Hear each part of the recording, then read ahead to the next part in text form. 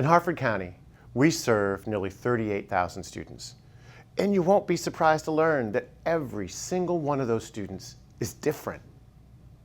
And what that means is serving not just 38,000 students, but 38,000 students with a wide array of needs and abilities and strengths and challenges is not easy. Now, I began my career as an ESOL teacher. And so I was serving a specific population of students. Within that population, there was a huge range of needs. But sometimes I felt if my students left my room and went out into the rest of the building, that sometimes the teachers there really viewed them as my students. They were ESOL students. They were Mr. Bolson's students. They weren't a part of the whole school in quite the same way that every other student was. So we really need to think about, regardless of which setting our students show up in, they are my students. They're your students. But most importantly, they're our students, because that's our mission.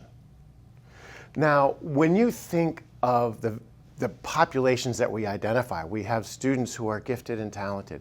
We have students with special needs. We have students in ESOL. And then we have students we call general education. Well, one of the problems with that is every single student, every one of those we just mentioned, has to be a general education student first. That first instruction is really the most important part of their day.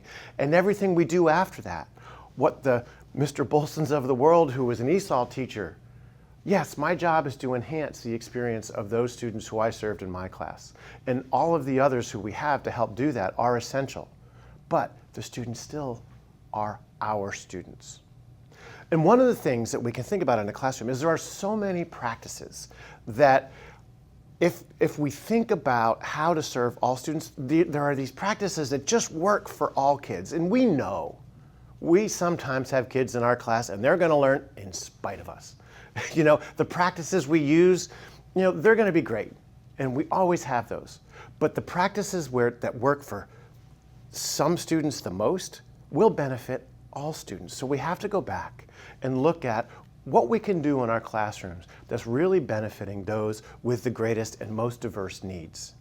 Because those are the practices that are beneficial for all, but essential for some. And so the way we measure what happens for the students with the greatest challenges, the way we capture success for every student, is really what will define our success as a school system.